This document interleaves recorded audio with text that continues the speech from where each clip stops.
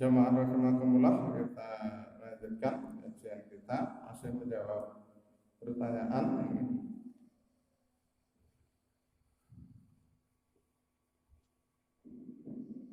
Kemarin sebetulnya sudah kita bahas, tapi mungkin ada yang masih ragu. Baru 3 rakaat salat isya sudah salam. Tidak ada yang mengingatkan. Baru setelah selesai ada yang mengingatkan. Terus nambah 1 rakaat, terus sujud sahwi, terus salam. Kalau ini sudah betul. Nah, pertanyaannya, tambahan 1 rakaat apakah pakai tasyahud atau tidak? Pertanyaannya, kalau tambah 1 rakaatnya tadi pakai tasyahud tidak, tadi kan sudah tasyahud kan? Pertanyaannya pakai tasyahud tidak. Nah, jamaah rahimakumullah, jadi kalau dalam masalah seperti ini, jadi tasyahud yang dianggap adalah tasyahud yang paling akhir. Ya sama ketika kita salat masbuk, kita mengikuti mulai rakaat kedua, kita kan juga sudah ikut tasyahud akhir, gitu kan? Apakah kita tidak pakai tasyahud akhir? Nah, tentu tidak demikian, karena yang dianggap adalah tasyahud akhir itu ya tasyahud pada rakaat yang paling akhir. Karena meskipun tadi sudah ikut tasyahud, nah tasyahud di situ tidak dianggap sebagai tasyahud akhir. Jadi meskipun tadi sudah tasyahud, nah karena ada kekeliruan, nah tetap tasyahud tetap dilaksanakan. Jadi tasyahud akhirnya tetap, karena yang dianggap itu adalah yang paling akhir. Seperti kalau kita makmum masbuk, meskipun kita ikut tasyahud akhirnya imam, tapi karena tasyahud itu belum waktunya, nah, maka tasyahud yang demikian tidak dihitung sebagai satu rukun. Nah, maka ketika rakaat terakhir, nah tetap melakukan membaca tasyahud, kan? Begitu. Kemudian pertanyaan berikutnya, jadi tadi sudah benar, ya, jadi baru 3 rakaat salam tidak ada mengingatkan. Nah, baru setelah selesai ada mengingatkan, tambah 1 rakaat sujud sahwi, sudah betul, ya, kemarin hadisnya sudah kita sampaikan. Berikut yang ke-8, jika buka sudah terhidang, apakah dosa menunda salat? Seperti menunda karena terhidang makanan atau menahan hajat, jadi tidak dosa, bahkan itu yang dituntunkan Nabi, ya, karena prinsipnya kalau sudah waktunya berbuka maka segera berbuka, sebagaimana dalam hadis riwayat Bukhari Muslim muttafaqun alaih dari Sahal bin Sa'id, bahwasanya Rasulullah sallallahu alaihi wasallam bersabda, la yazalun nasu bi khairin ma ajjalul fitrah. Manusia selalu insya Allah akan selalu berada dalam kebaikan baik. Ada keterangan sehat di sini. Apabila dia menyegerakan berbuka, kalau sudah waktunya ya berbuka, karena bagaimanapun kalau berpuasa itu kondisi memang lapar, biar salatnya juga khusyuk, nah maka begitu waktunya berbuka segera berbuka. Kemarin hadisnya juga sudah saya sampaikan bahwasanya Rasulullah berbuka itu juga sebelum salat, dari Anas bin Malik. Karena adalah Nabi Shallallahu Alaihi Wasallam yuftiru qabla ayyusalliya, adalah Nabi berbuka puasa sebelum dia sholat ala rutobatin, dengan beberapa kurma basah, rutob. Jika tidak ada dengan kurma kering dan seterusnya, yang kemarin sudah ada. Itu pertanyaan yang kemarin belum tersampaikan. Nah, jamaah rahimakumullah, jadi prinsipnya memang ketika berbuka disuruh menyegerakan, sebaliknya kalau sahur, nah itu mengakhirkan, waktunya semakin dekat dengan subuh, nah tentu lebih baik, karena kondisi manusia itu 12 jam tidak makan itu sudah lama, jadi semakin mendekatkan waktu tidak makan. Jadi kalau buka sahurnya terlalu malam, nah jarak puasanya tentunya menjadi terlalu panjang. Nah, jamaah rahimakumullah, kemarin ada juga untuk lebih menjelaskan tentang salat hajat. Ini memang yang masih menjadi perselisihan. Ada dua hadis yang saya sampaikan.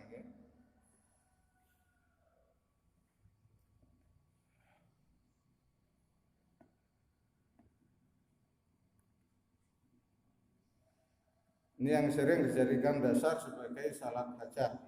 Nah, kedudukan hadisnya seperti apa? Nanti akan kita lihat.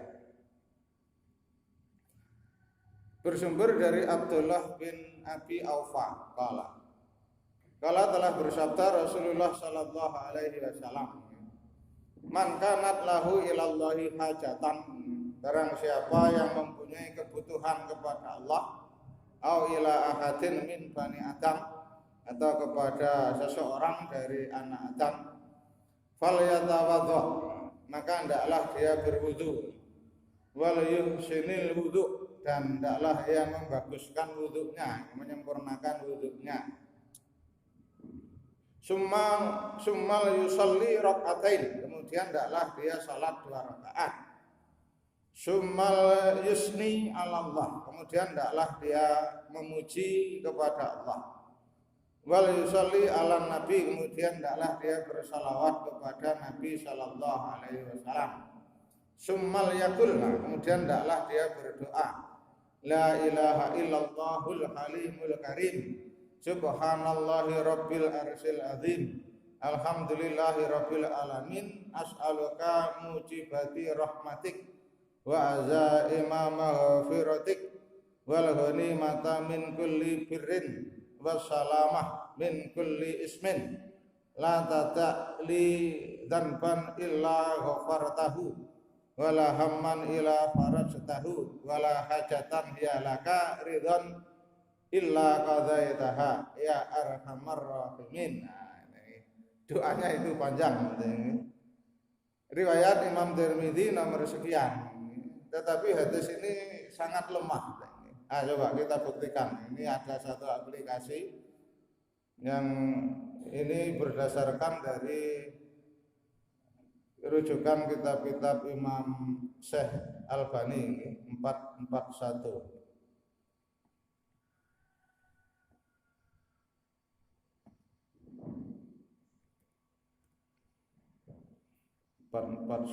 Imam Tirmidzi.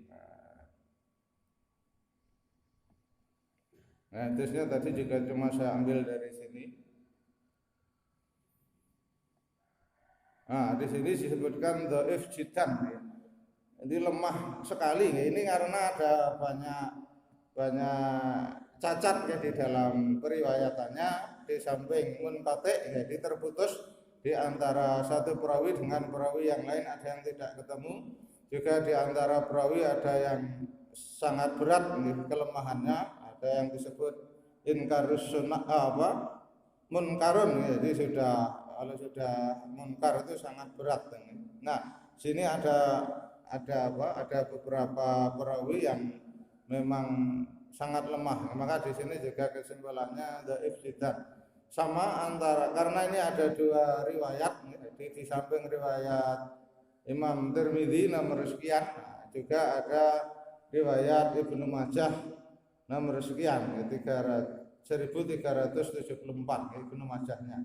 Tapi dua-duanya sama karena jalurnya sama persis, sumbernya sama. Nah, maka hadis ini tidak bisa dijadikan sandaran. Nah, tetapi ada juga yang mengambilnya bukan hadis ini tadi, karena ada hadis yang lain.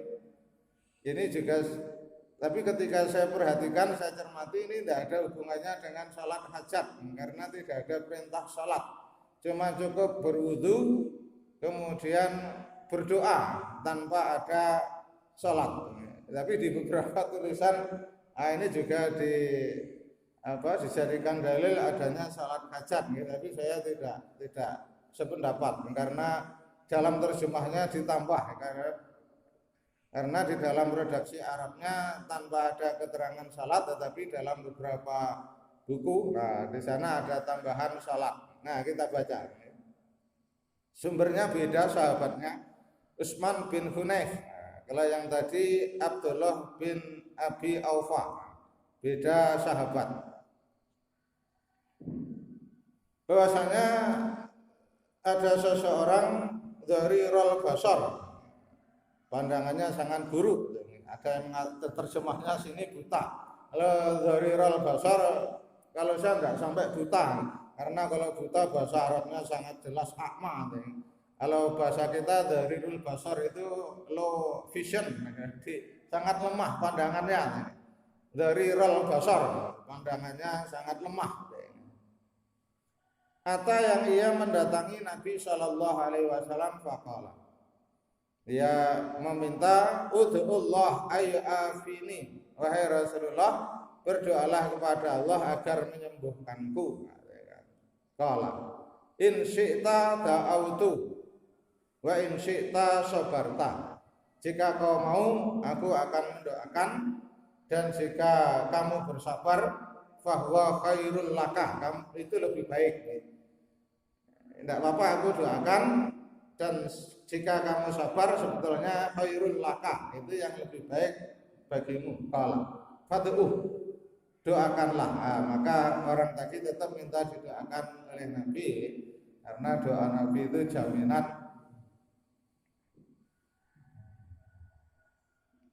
Qala, kemudian perawi menceritakan fa'amarahu, kemudian Nabi menyuruhnya, laki-laki yang lemah pandangannya tadi, ayatawaddoa, untuk berwudu, fayuhsina wudu'ahu, dan menyempurnakan wudunya, wayad'uhu bihadzat doa, kemudian berdoalah dengan doa ini. Nah, ini di sini tidak ada keterangan salat, jadi cuma disuruh berwudu, menyempurnakan wudu, baru setelah itu salat. Tidak ada salat, berdoa dengan doa ini di bawahnya.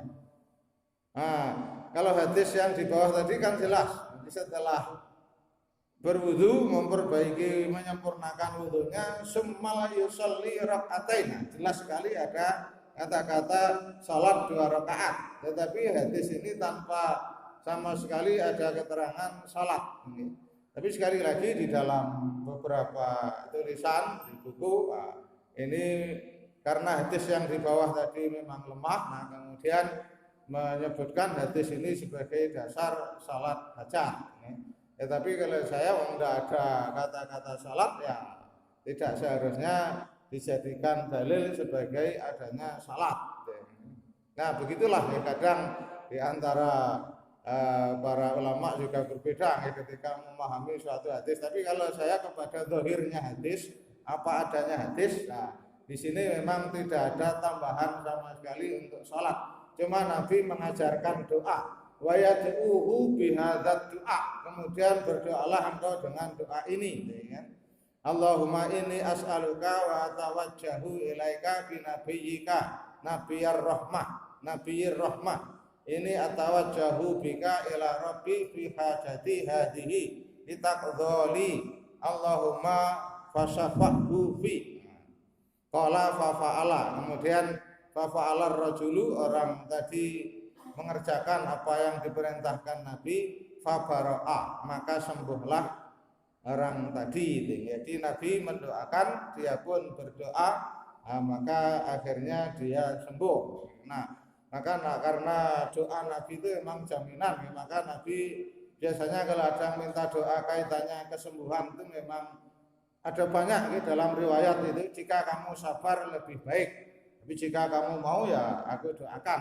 Karena kalau Nabi berdoa itu hampir pasti dikabulkan, tapi tidak ada pahalanya lagi nanti di akhirat, karena kalau berusaha sendiri, berdoa sendiri, nah semuanya akan kembali pada dirinya sendiri. Tapi kalau sudah didoakan, nah tentu sudah tidak ada pahala lagi.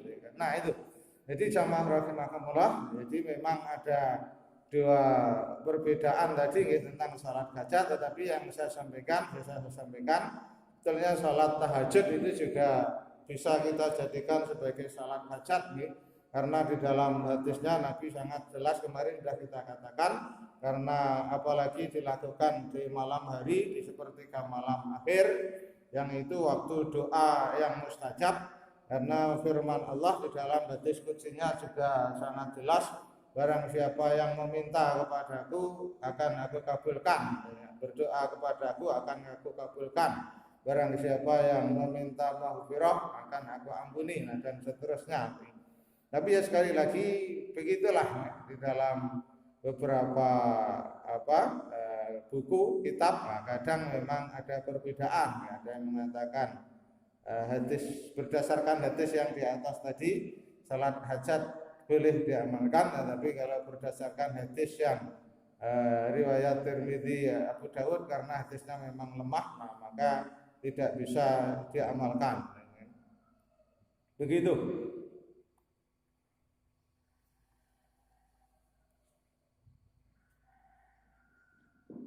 Ada lagi pertanyaan? Tobat. Obat apa? Salat tobat. Oh, salat tobat ya. Salat tobat itu juga menjadi perbedaan. Ini mohon maaf belum sempat saya pindah. Salat tobat itu karena di dalam riwayat salat duha itu termasuk salat taubat ya. Salatul awwabina khina yarmuqal ibilu, gitu kan. Yudnibu tanpan. Kita cari dulu hadisnya. Yudnibu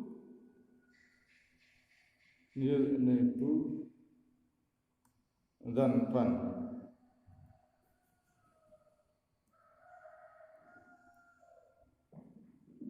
Serupa ini riwayatnya siapa?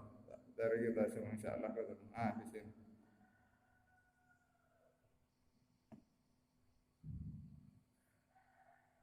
Ini saya ngemusnya enggak tahu, tiba-tiba mati. Agak repot kalau moodnya mati. Ini salat tobat yang saya jadikan dasar ini. Ini memang menjadi perbedaan, tetapi kalau dari sisi sanad sebetulnya hasan, bisa diamalkan. Lalu di sini kesimpulan dari program ini sahih. Nah, kita baca. Langsung dari sahabatnya, dari Asma bin Hakam Al-Fazari qala sami itu alian, aku mendengar Ali radhiyallahu an yaqulu kuntu rajulan, aku adalah seseorang, idza sami itu ketika aku mendengar dari Rasulullah sallallahu alaihi wasallam hadisan, sebuah hadis, nafa'ani Allahu minhu, semoga Allah memberikan manfaat dengannya, bima syaa ayyan fa'ani, dengan apa yang dikehendaki Allah semoga bermanfaat. Belum ke hadisnya di sini. Dari Abu Bakar As-Siddiq radhiyallahu anhu qala, ia bercerita.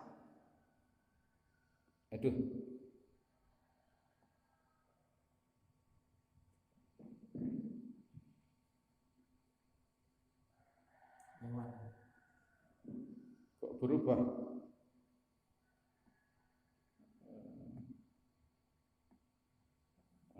Tadi berubah di sini.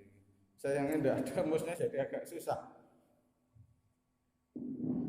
Aku mendengar Rasulullah sallallahu alaihi wasallam yaqulu bersabda, "Ma min abdin, tidaklah seorang hamba yudnibu dzamban, berbuat dosa, fayuhsinu tuhur, kemudian dia berwudu dengan membaguskan wudunya, wudu dengan sempurna lah. Summa yaqumu fayusalli rakaatain, kemudian dia berdiri untuk melaksanakan salat 2 rakaat. Summa yastaghfirullah, kemudian dia memohon ampun kepada Allah. Illa ghafarallahu lahu, kemudian kecuali Allah pasti akan mengampuni dosa-dosanya. Summa qara'a hadhil ayah, kemudian Rasulullah membaca ayat ini, waladzi idza fa'alu fahisatan, dan orang-orang apabila dia melakukan perbuatan yang keji, au dzalamu anfusahum, atau dia berbuat aniaya terhadap dirinya sendiri, zakarullah, maka ia segera ingat kepada Allah, ila akhiril ayat, sampai ayat akhir di surat Ali Imran 130 sekian, 34 pada 35 ini. Itu kalau dari sisi sanad ini dari program ini memang disebutkan sahih, tetapi memang ada yang berpendapat hadis ini lemah ya. Jadi kalau saya cenderung karena ada hadis yang lain yang menguatkan, nah, maka tidak boleh diamalkan hadis ini. Jadi kalau kita merasa berbuat salah, berbuat dosa, kemudian kita sadar akan kesalahan, akan dosa, nah, kemudian kita berwudu, kemudian kita sholat 2 rakaat, nah, kemudian memohon ampun kepada Allah, nah itu boleh diamalkan. Ini yang sering dikenal dengan sholat taubat itu di sini. Tapi sebetulnya sholat duha itu juga termasuk sholat taubah, karena di dalam hadis sholatul awwabina. Jadi di dalam hadis jelas disebutkan sholatnya orang-orang yang bertaubat.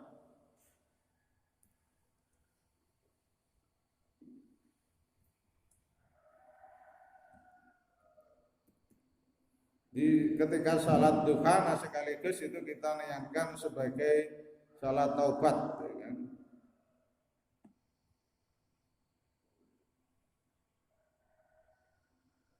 Nah ini sholatul awabin, riwayat Imam Muslim di sini. Awabin, awab itu kata lain dari taubat. Jadi sholatnya orang yang bertaubat.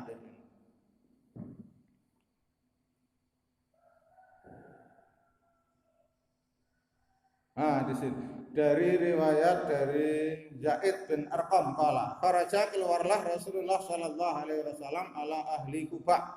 Nabi mendatangi penduduk Kuba wahum yusalluna, di saat mereka sedang salat. Faqala, maka Nabi bersabda, salatul awwabina idza ramadatil fisal.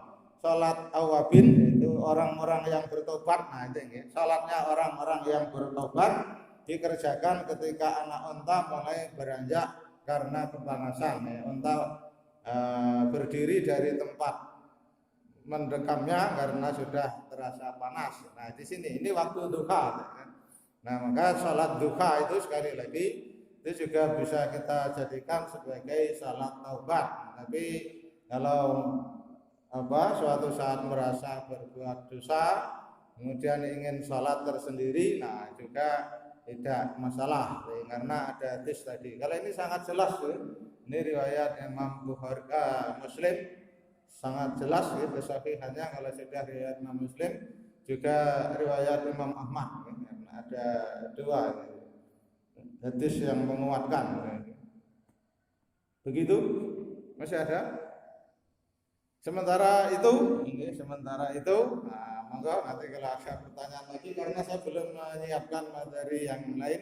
Insyaallah kalau tidak ada bisa saya siapkan materi yang lain. Untuk sementara demikian, semoga bermanfaat. Assalamualaikum warahmatullahi wabarakatuh.